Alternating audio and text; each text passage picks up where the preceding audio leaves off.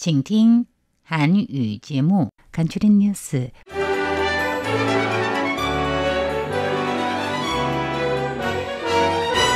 안녕하십니까. 6월 25일 오늘은 1950년 이날 새벽 북한군이 한반도 전쟁을 일으킨 날로서 대한민국의 6.25 사변일입니다. 평화를 기원하면서 6월 25일 수요일 간추린 뉴스 헤드라인 전해드립니다. 중국에서 1937년에서 45년 사이 전면적으로 일본군 침략에 대항해 승리를 거둔 9월 3일 날 중국 국민당 참전 용사들을天安문 광장에서 열릴 열병식에 초청할 것이라고 어제 발표를 했습니다.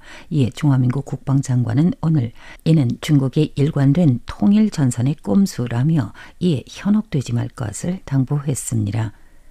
이스라엘과 이란 간의 전쟁이 종식되지 않았고 호르무즈 해협 봉쇄에 따른 에너지 공급과 비축량 문제가 국내에 관심을 받고 있는 가운데 경제장관, 국가발전위원장, 중앙은행 부총재 등은 우리의 대응책과 현황에 대해서 국회 경제위원회에서 답변을 진행했습니다. 윤석열 한국 전 대통령에게 출국 금지 조치를 했다고 서울발 타이완 중앙통신사가 전했습니다.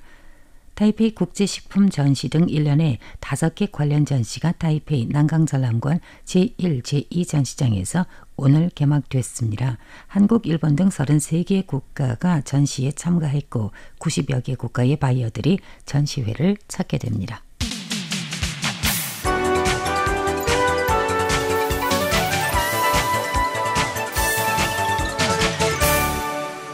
간추린 뉴스입니다. 중국은 어제 6월 24일 발표해서 대일항전 승리 80주년을 기념하기 위해 오는 9월 3일 열병식을 거행할 것이며 이날 행사를 위해서 중국 국민당 항일 참전 용사들을 초청 관람하는 한편 중국 국가지도부와 전 정치국 요원, 고위급 관원들도 초청할 예정임을 밝혔습니다. 이와 관련하여서 중화민국 국방장관 고리숑은 오늘 6월 25일 이 법원에서 항전 승리는 중화인민공화국이 아닌 중화민국이 인솔해서 승리를 거둔 것이라는 건 의심의 여지가 없는 역사적 사실임을 강조했습니다.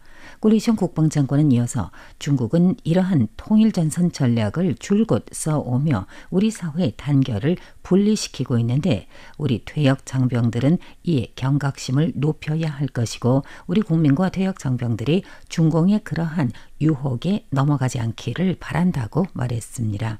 또한 세계 2차 대전 승리와 대일본 항전 승리에 관한 일련의 행사를 준비했다며 우리는 반침략 국가 보위를 주축으로 하는 행사에 퇴역 장병들을 초청할 것이며 당시 참전 용사들이 별세했을 경우 열사들의 유가족을 우리가 마련한 일련의 행사에 초청할 예정이라고 국방장관은 설명했습니다. 그는 아울러서 열병식은 단지 전시에 불과한 것으로 진정한 전력을 의미하지 않는다며 국방부가 진정으로 관심을 갖는 부분은 실전화 훈련, 신식 장비의 취득과 전략, 그리고 전술 자원의 작전 전략에 중점을 두고 방위작전 임무를 수행하는 데에 있다고 밝혔습니다. 이스라엘 이란 전쟁이 미국에서 발표한 것처럼 휴전이나 종전되지 않은 상황이라 에너지 공급과 비축량에도 계속 관심이 쏠리고 있습니다. 이 법원 경제위원회는 오늘 6월 25일 국가발전위원회 위원장 리오 징칭, 경제부 장관 구어즈회 등 관련 부문의 기관장을 초청하여서 국제경제무역 정세 변화에 있어 뉴 대원달러 환율과 국제에너지 가격 파동에 직면한 우리나라 산업에 어떻게 협조를 해줄 것인가라는 주제로 보고를 진행하도록 했습니다. 경제위원회 의원들은 이스라엘 이란 전쟁은 호르무즈 해협의 봉쇄를 초래했고 이는 또한 우리나라 원유와 천연가스 수입에 영향을 미치고 있는 점에 관심이 깊었습니다. 대정부 질의응답에 나선 경제장관 고즈회는 여당 민주진보당 소속 의원 젠팅페이 질문에 경제부는 3일 전에 국영사업, 중국 석유공사, 타이완전력공사 등이 포함된 긴급대책소조를 성립하여서 매일 저녁 전반적인 정보 수집을 하고 경제부 상무차관 라이진신의 주재로 브렌트유 가격이 배럴당 미화 각각 $80, $100 그리고 최고 $130까지 오르는 것에 대비하고 있다며 최신 수치에 따르면 지난 6월 20일 배럴당 77.01달러의 최고점을 찍은 후 지금은 67.14달러이고 8월에 인도할 미국 서부 텍사스산 원유는 배럴당 64.37달러라고 설명했습니다. 경제장관은 아울러 타이완이 현재 비축하고 있는 양과 현재 해상에서 운송되고 있는 양 그리고 미국과 호주에서 지원할 수 있다고 확인한 실물 비축량 등은 국가 안전 비축량보다 훨씬 더 많다고 강조했습니다.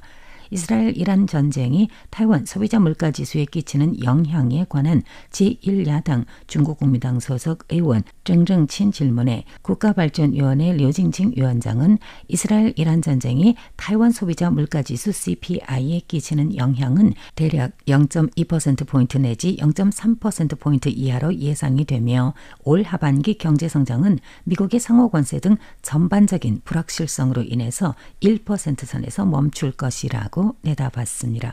한편 중앙은행 부총재 옌정단은 올 하반기 경제성장은 약 0.78%로 대폭적인 하락을 보인 듯하지만 이는 작년 동기에 약 4%라는 높은 기준을 감안한다면 여전히 성장을 보인 것이며 하반기 수출이 둔화하게 되면 민간 투자에 영향을 끼치겠지만 민간 소비는 여전히 안정적으로 성장할 것이라고 예측했습니다. 타이완 중앙통신사 서울발 보도에 따르면 2024년 12월 3일 비상계엄과 관련하여서 내란 및 외환 사건을 수사하고 있는 한국 특별검사팀은 윤석열 전 대통령에 대해서 출국 금지 조치를 내렸다고 전했습니다. 오늘 6월 25일 한국연합뉴스를 인용한 중앙사 서울특파원은 안건을 심리하는 기간 구속 취소나 보석 또는 공소 유지 담당 기관의 변경 등 상황이 발생할 경우 당사자에 대한 출국 금지를 재검토할 수 있는데 이 안건을 책임지는 담당 기관이 검찰 비상계엄 특별수사본부에서 특별검사팀으로 바뀌게 됨에 따라서 재검토한 결과 윤석열의 출국 금지 조처를 한 것이라고 보도했습니다. 타이페이 국제식품 전시가 오늘 6월 25일 타이페이 난강 전람관 제1, 제2 전시장에서 성대히 개막됐습니다. 중화민국 대무역발전협회 타이트라는 총 4,500개의 부스로 1,700개의 업체가 참가를 해 전시회 최대 규모를 경신했으며 3,000명의 국제 바이어를 초청해 45,000명이 전시에 참가할 것으로 예상된다고 발표했습니다. 또한 올해에는 한국과 일본, 싱가포르, 호주 등 33개 국가 업체들이 전시회에 참가하며 이 중 미국 테마관의 규모가 가장 커 약 80개의 업체가 함께 전시를 하게 됩니다. 오늘 개막한 타이페이 푸드 메가쇼 2025 타이페이 국제식품 전시는 1년의 식품 관련 대형 전시로 타이페이 국제식품전을 중심으로 식품 가공기계 전시, 바이오 제약 설비 전시, 포장산업 전시, 호텔 및 레스토랑의 숙박과 요식업 설비 용품 전시 등 5개 테마의 전시가 동시에 전개됩니다. 타이트라 이사장 황지팡은 우선 전시 참가업체 숫자가 그 어느 때보다 많다는 점을 들며 33개 국가에서 온 기업들이 참가를 하고 이 중 미국에서는 80여 개의 기업이 합류하여 미국과는 최대 규모의 외국 테마관이고 이외에 한국, 일본, 싱가포르, 태국, 베트남, 인도네시아, 필리핀, 인도, 스리랑카, 호주 등의 많은 외국 기업들이 참가를 했고 3,000명의 세계 93개 국가 바이어들이 이 전시회를 찾게 되어서 상업 유치 기회는 기대할 만하다고 개막식 취사를 통해서 말했습니다. 이상으로 간추린 뉴스 끝마칩니다. 진행의 백정미입니다.